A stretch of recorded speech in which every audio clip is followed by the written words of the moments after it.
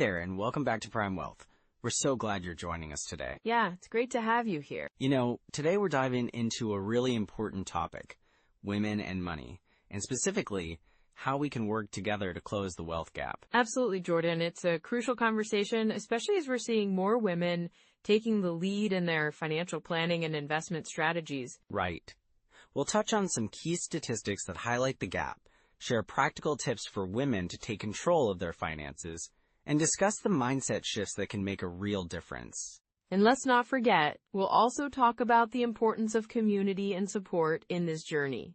It's all about empowerment, right? Exactly. We want to make sure everyone feels equipped and confident in their financial decisions. Whether you're just starting out or looking to refine your strategy, we've got something for you. So if you're ready to explore ways to build your financial security and close that gap, let's jump right in. Yes, let's get started. So let's dive into why this topic is especially crucial right now, especially for women over 40. It's staggering to think about how many women face unique financial challenges as they approach retirement. Absolutely. Women often live longer than men, which means they need to stretch their savings further. But there's also a significant wage gap that can impact their ability to save effectively. Right. And it's not just the wage gap. Studies show that women are more likely to take career breaks for caregiving responsibilities. That can really affect their long-term earning potential and retirement savings. Exactly. For example, I worked with a client named Sarah. She took a few years off to raise her kids, and when she returned to the workforce, she found herself in a lower-paying job. This experience isn't uncommon, and it can lead to a significant gap in retirement savings. That's a tough situation. And then there's the emotional aspect of money security. Many women tend to feel more anxious about finances, especially when they think about retirement. It can feel overwhelming. It really can. That anxiety can lead to inaction, which is the last thing anyone wants. I've seen women who are so worried about their financial future that they avoid looking at their accounts altogether.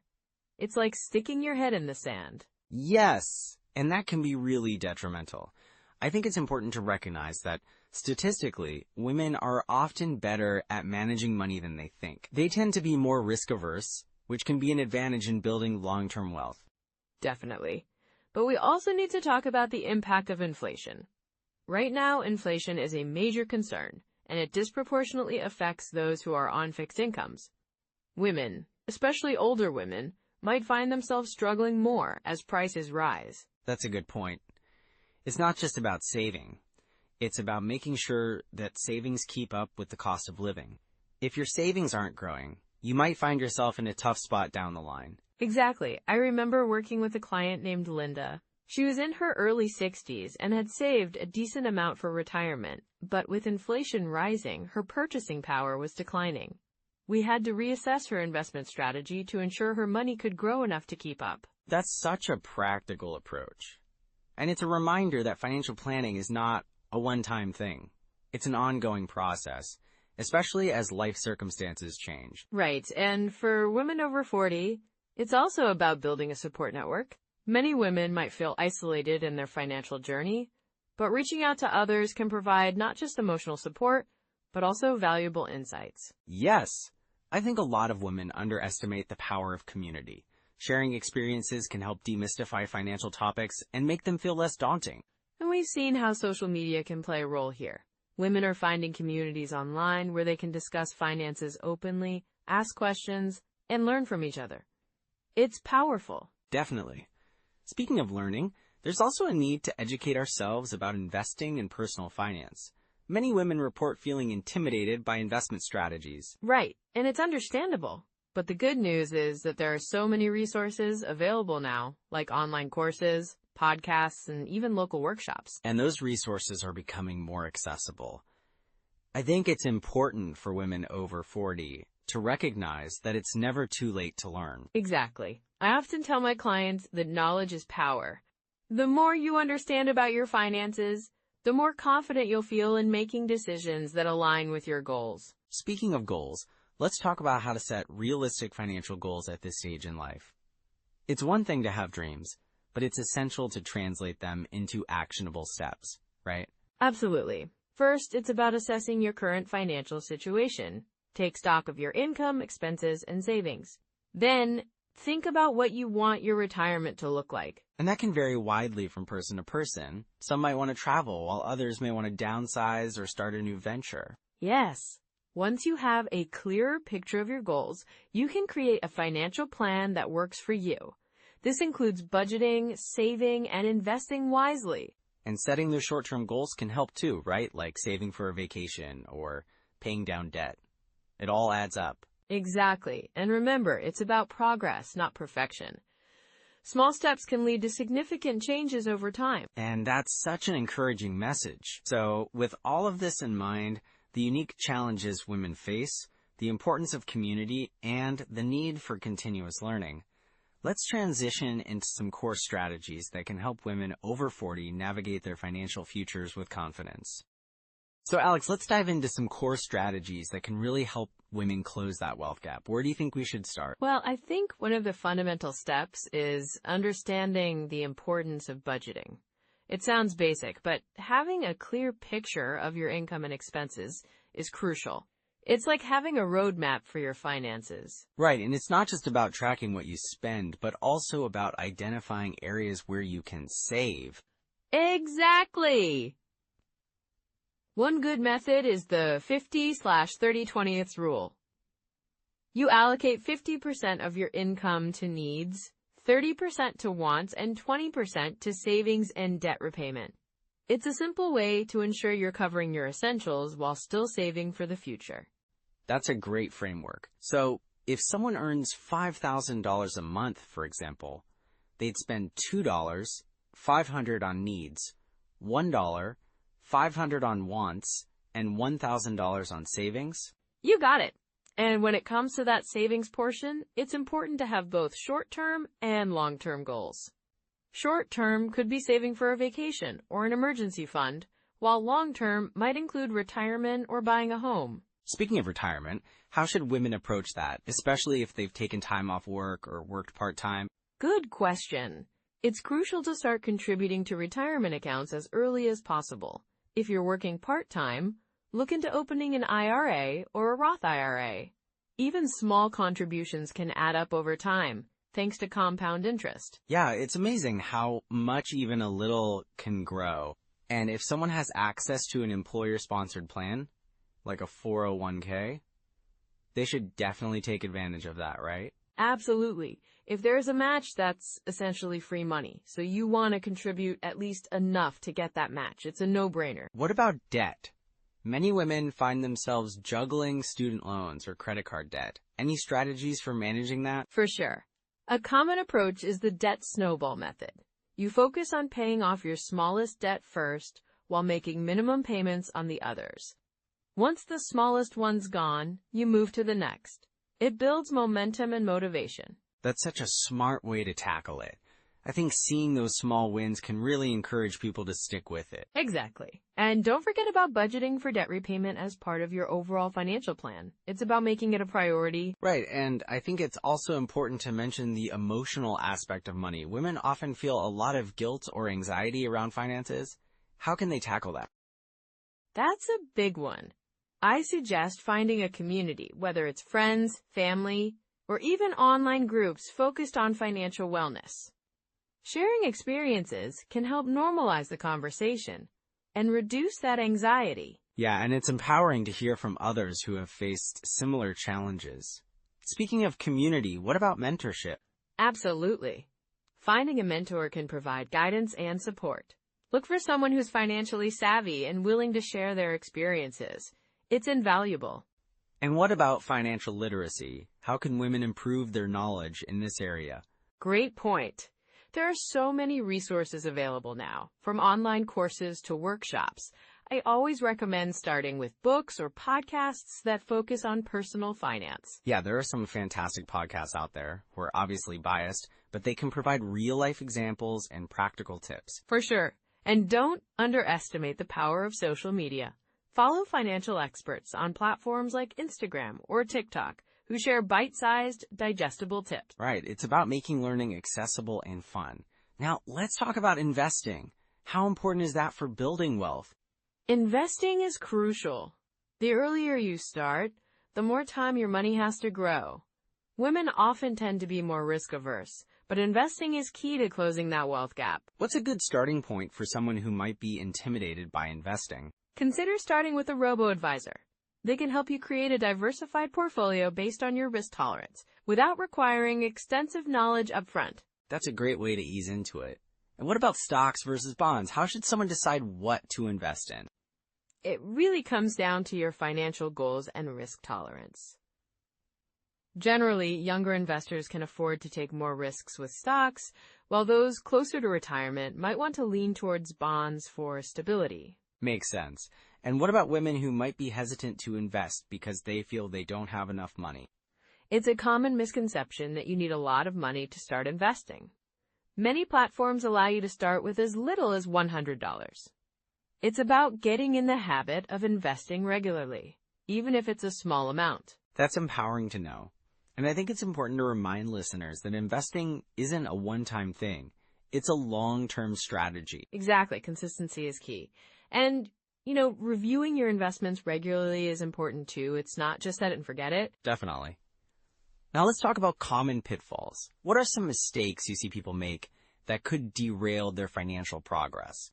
One big pitfall is not having an emergency fund. Life is unpredictable, and having that cushion can prevent you from going into debt when unexpected expenses arise. Right, and I think there's often a misconception that you need a lot saved up to start an emergency fund. Exactly. Even having a couple of months worth of expenses saved can make a huge difference. And what about lifestyle inflation? That's another sneaky one. As people earn more, they often increase their spending rather than saving or investing that extra income. Yeah, it's easy to fall into that trap. It really is. Setting clear financial goals can help combat that. When you have a purpose for your money, it's easier to resist the temptation to overspend. All these tips are so practical. I feel like we've covered a lot of ground here. We have. And there's always more to discuss when it comes to financial empowerment. Absolutely. So let's transition to the outro and wrap things up. Alex, it's interesting how many common pitfalls there are when it comes to women and money. I mean, you'd think that with all the information out there, people would avoid the same mistakes. Yeah, absolutely. One of the biggest pitfalls I see is not fully understanding financial products. Many women tend to rely on their partners or family members for financial decisions, which can lead to a lack of knowledge about things like investments or retirement plans. Right, and that can be really risky, especially if something unexpected happens. Like, I've heard stories of women who find themselves in tough situations after a divorce or the loss of a partner, and they realize they have no idea what their financial situation looks like. Exactly. And it's not just about knowing where the money is. It's about understanding how it works. For instance, I had a client who had been investing in a particular fund for years without ever really understanding the fees associated with it. When we did a deep dive, she was shocked to find out how much those fees were eating into her returns. Wow, that's eye-opening. So what's a danger sign there? Well, if someone is investing in something but can't clearly explain what it is or how it works, that's a red flag. It's crucial to ask questions and seek clarity. If your financial advisor isn't willing to explain things in a way that makes sense to you, that's a concern. Totally. And then there's the whole issue of saving for retirement. I've seen women who put off saving because they think they'll catch up later, but, that can be a slippery slope. Yes, and the longer you wait, the harder it becomes. Consider this. One woman I worked with was so focused on her children's education that she neglected her own retirement savings. By the time she realized it, she was already in her late 50s and scrambling to save enough to retire comfortably. That's such a common scenario. It's easy to prioritize immediate needs over long-term goals, but it can really backfire. What advice do you have for someone who finds themselves in that position? The first step is to create a balanced financial plan that accounts for both short-term and long-term goals. It's important to treat retirement savings as a non-negotiable expense, just like paying the mortgage or bills. Right, and I think budgeting can really help with that.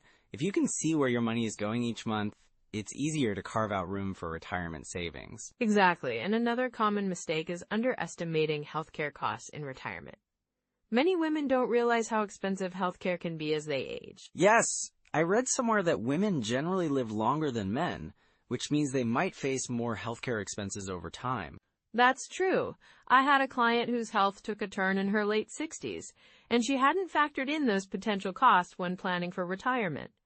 It's critical to have a buffer for healthcare expenses and to explore options like long-term care insurance. So, what can someone do to avoid making those kinds of mistakes? Well, it starts with education. There are so many resources available now, from online courses to local workshops. I always encourage women to take charge of their financial education. That's great advice.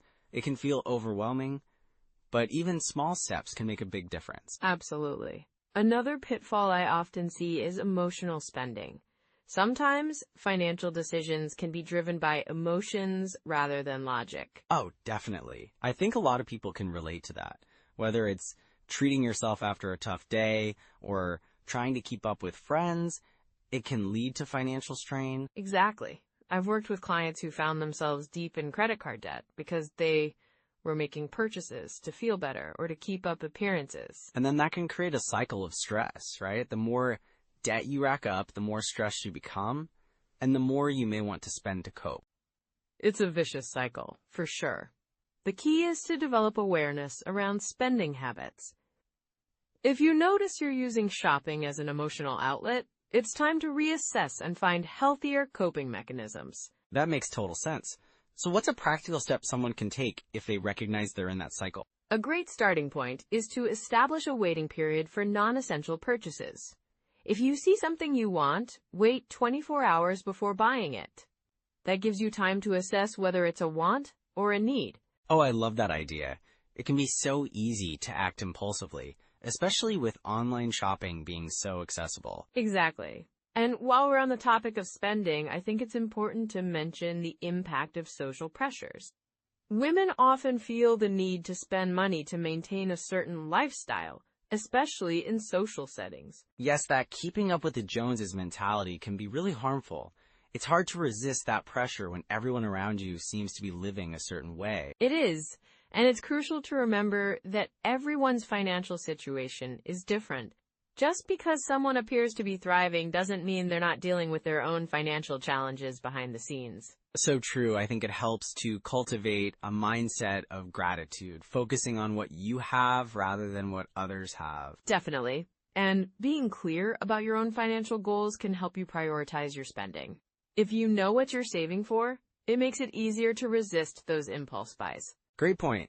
So it seems like education, awareness, and mindset shifts are key components in avoiding these pitfalls. Exactly. And recognizing when you're veering off course is so important.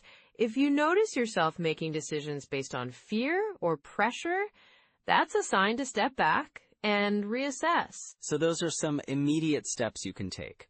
Now let's bring everything together. So let's dive into some practical steps that you can take right now to start closing that wealth gap. Absolutely. One of the first things I always suggest is to take a good look at your budget. Understanding your income and expenses is foundational. Right. And sometimes that can feel a bit overwhelming. Any tips on how to approach it without getting lost in the numbers? Sure. Start by tracking your spending for a month. There are great apps like Mint or YNAB that can make this easier.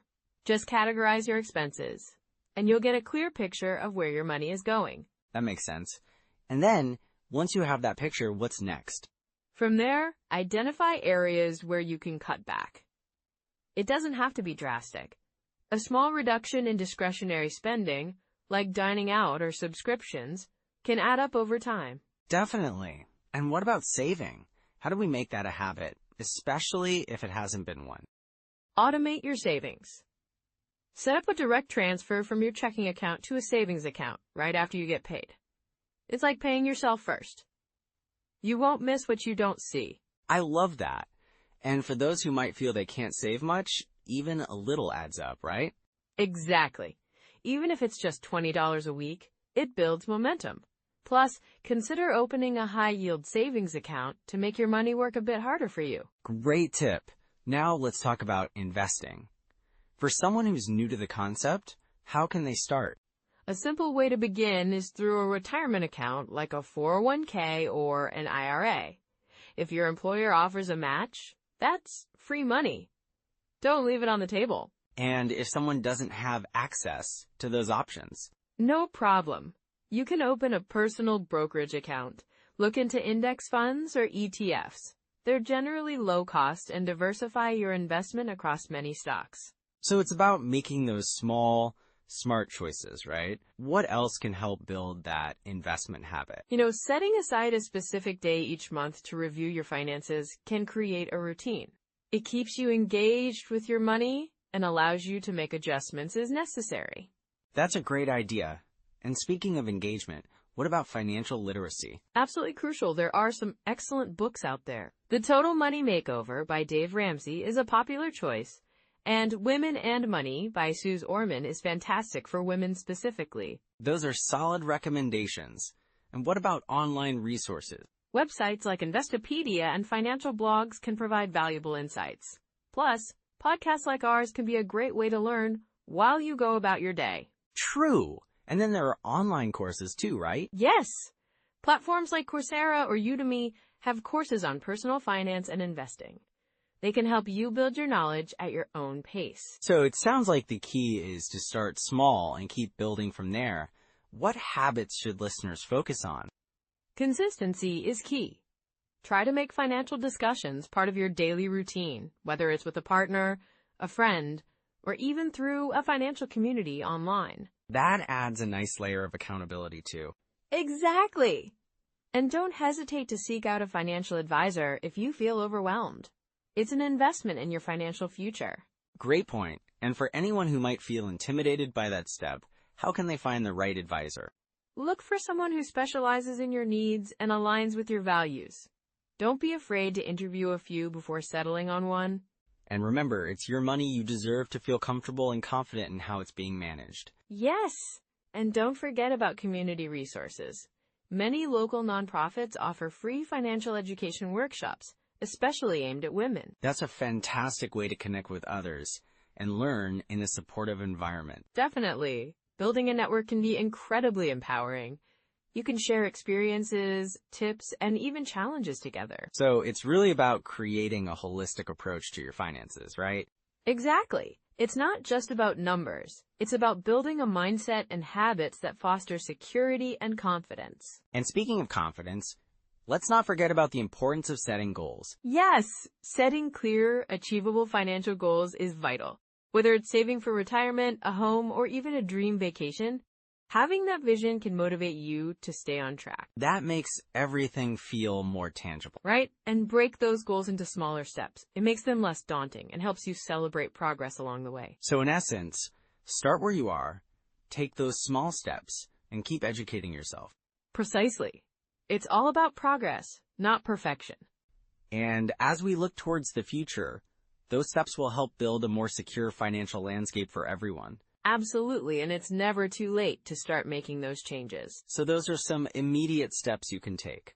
Now let's bring everything together. So as we wrap up our discussion on women and money closing the wealth gap, there are a few key takeaways to keep in mind. Absolutely, Jordan. First, understanding the unique financial challenges women face is crucial. It's about recognizing barriers like the gender pay gap and how they can affect long-term financial security. Right. And second, building a solid support network. Surrounding yourself with mentors and allies can really empower women to take charge of their financial futures. And let's not forget the importance of investing. Women tend to be more risk-averse, but taking calculated risks can lead to growth. Starting early and being consistent is key. Yes. And, of course, advocating for yourself in the workplace. Negotiating salaries and benefits can make a significant difference over time. Exactly. And it's important to remember that financial literacy is a lifelong journey. Staying informed and seeking out resources can really help bridge that wealth gap. So, as you think about these points, remember that every step you take can lead to greater financial empowerment. You've got the tools to succeed. Definitely. And if you found today's discussion helpful, we'd love for you to like this episode, subscribe to Prime Wealth, and share your thoughts in the comments. If you know someone over 40 who might benefit from this conversation, please share it with them. Next time, we'll dive into a topic that's super relevant for many people: money for freelancers and gig workers. It's such an important area, especially as the gig economy continues to grow. Absolutely, looking forward to that. Thanks for joining us today. Take care, everyone.